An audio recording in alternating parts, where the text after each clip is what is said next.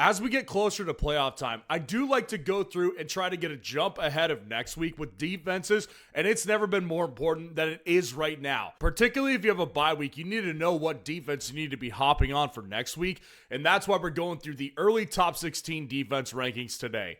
Starting out with Tier 1, I think the Texans are the easiest one, guys. They're playing the Las Vegas Raiders, and just to make sure everybody understands this, all of these defenses and rankings are subject to change over this weekend as things happen. And by the time you see the next defense rankings on Tuesday, things will be changed. But the Texans doesn't feel like this one's going to change.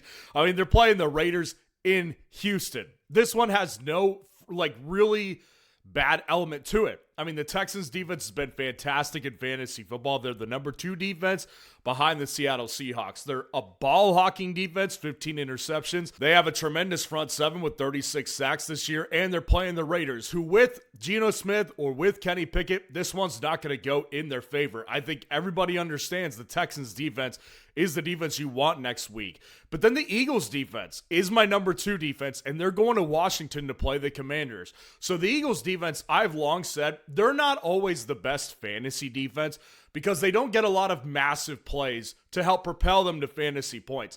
This year, they've actually been better. This year, they have 31 sacks in 13 games. That number has gone up ever since they picked up Jalen Phillips off the trade block before the trading deadline happened.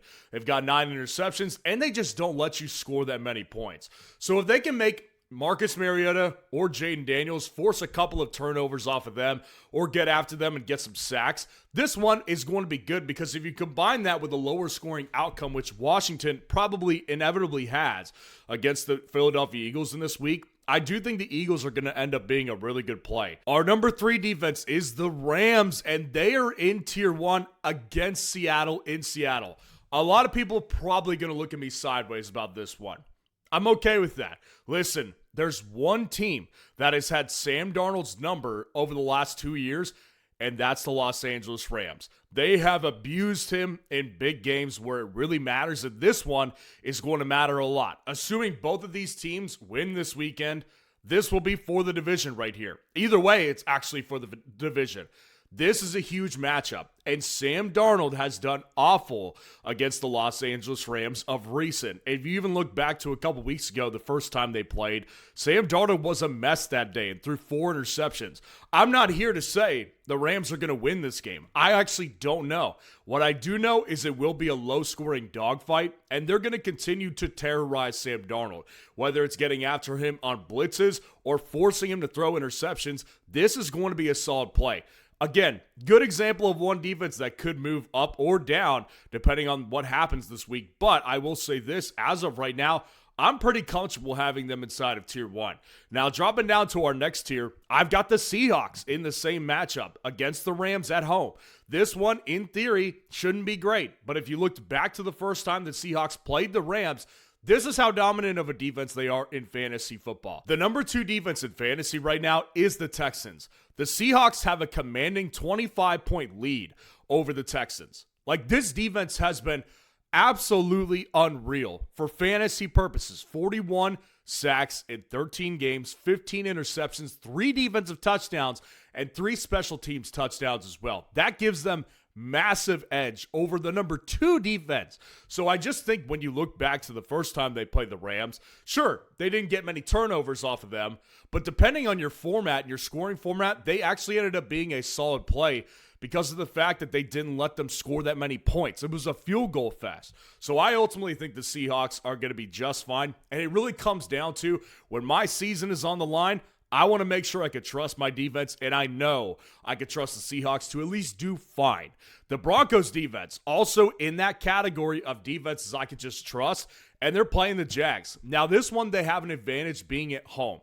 I do think that's an advantage to them. They also have the strongest pass rush in the entire league.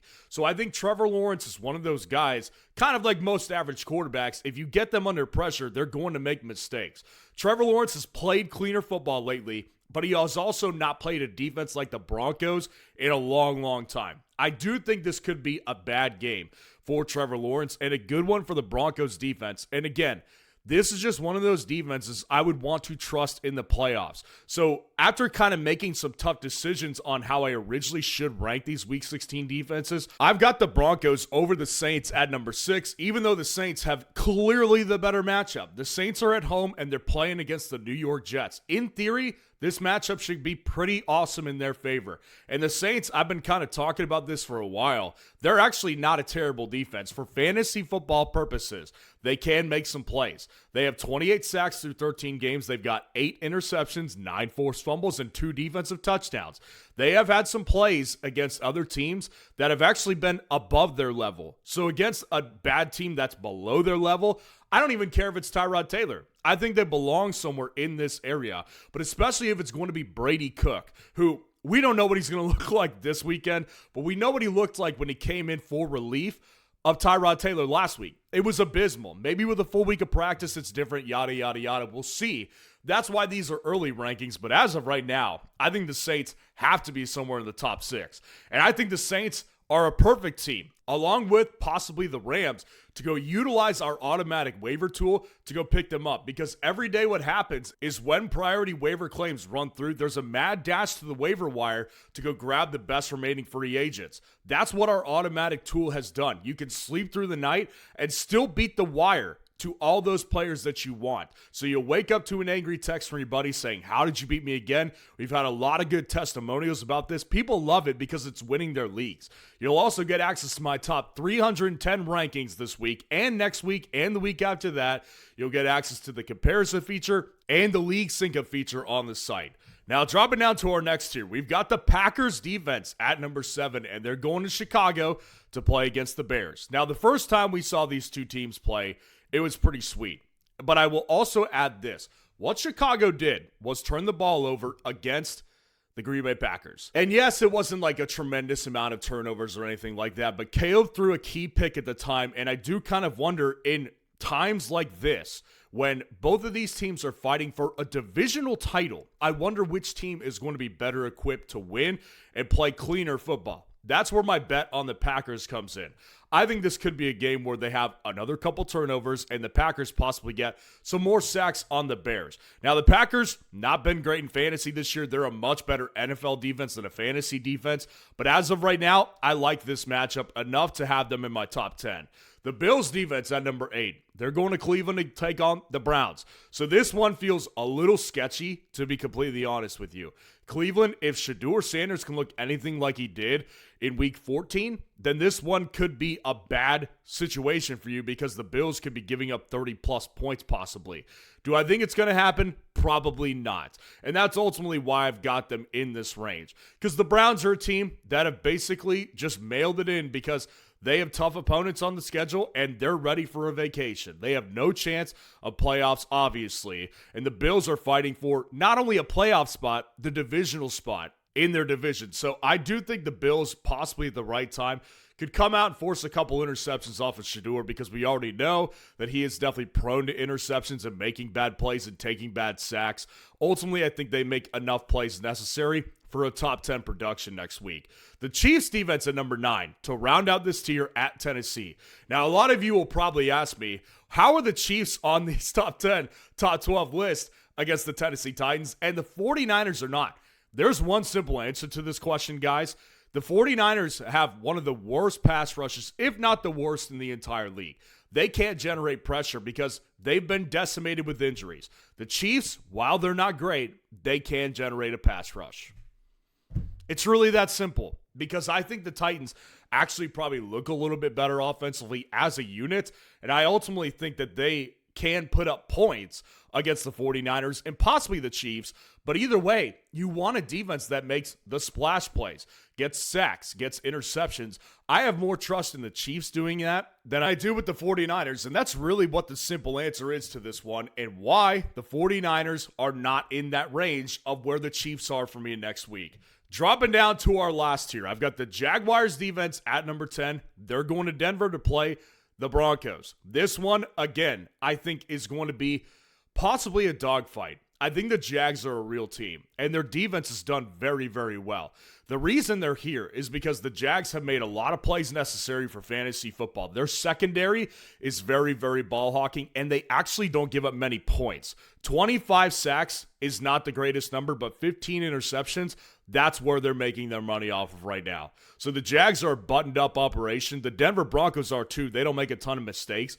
But ultimately what I think could happen is Denver and Bo Nix might go on a slide in this one, and he could throw some picks in this game. So ultimately, I would just rather take the shot on the Jags, who have been a top 5 defense in fantasy this year, than other sketchier defenses. Like the Lions. The Lions, I actually like the matchup far better. The Pittsburgh Steelers at home. Listen, guys, the Steelers offense, while they did fine against the Baltimore Ravens, they are still not one that I trust on a weekly basis. And I know one thing, if the Steelers are outmatched by a superior offensive opponent, that's when their offense goes in the tubes because they can't compete and they try to, and then that's where interceptions and turnovers and mistakes are made.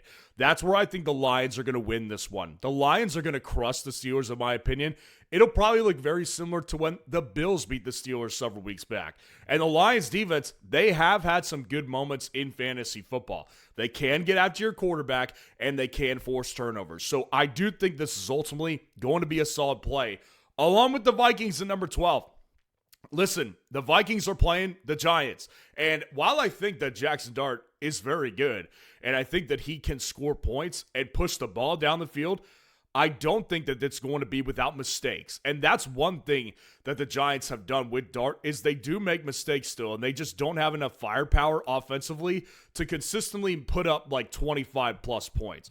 Additionally, the Vikings defense, I've been saying for a long time now, is a very good one. They're a top 11 defense in fantasy. Think about that for a second.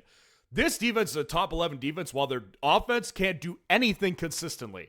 That's so impressive. The Vikings defense, 33 sacks in 13 games and 13 forced fumbles and 5 picks. You know what that shows you? How physical, aggressive, and fast this defense plays and how well schemed they are. So for me, I'd rather take the shot on a defense I trust more than other options who might have better matchups, because ultimately, I don't think this is a terrible matchup. So let me know what you think of the rankings in the comments below. And if you want to see this week 15's top 12 defense rankings, click on this video right here.